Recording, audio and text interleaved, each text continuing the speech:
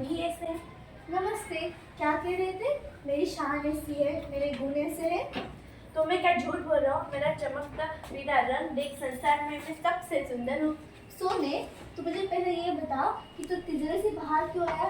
तुझे राजकुमार कहा है कि तेरा ना खतरे से खाली नहीं, तेरा रक्षा का भार मुझ पर है। राजा की तो रक्षा लोग कर चाकर ही करते हैं।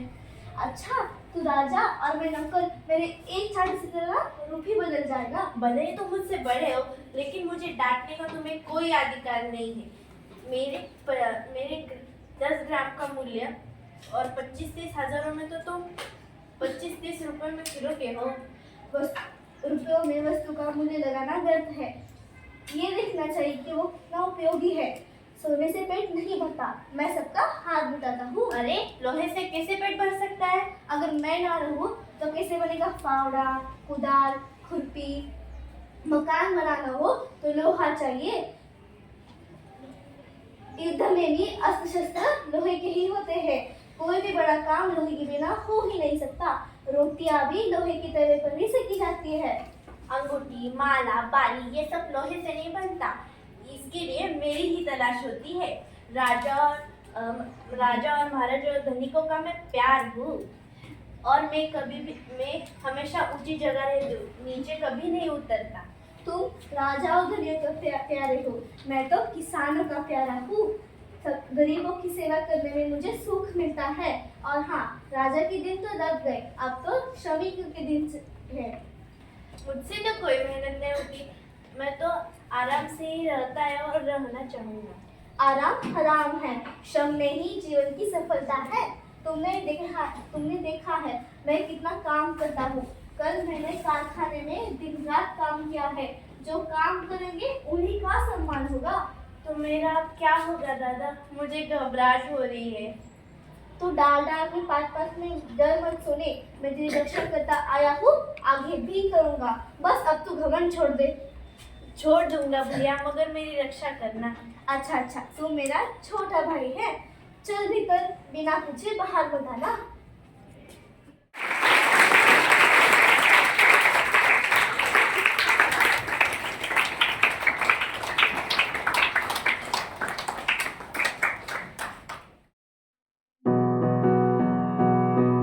मेरी भी क्या शान है, जिसे देखो तो मुझे ही चाहता है। नमस्ते। क्या कर रहे थे? मेरे रूप ही ऐसा है, मेरे गुण ही ऐसे हैं।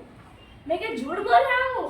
मेरा चमकता पीला रंग देख संसार में सबसे सुंदर हूँ। सोने, पहले तो ये बता तू तिजोरी से बाहर आया क्यों? लाख बार कहा है तेरा तिजोरी से बाहर आना खतरे से खाली नहीं है, मगर तू मानता ही नहीं। तेरे रक्षा का भार मुझ पर है। मैं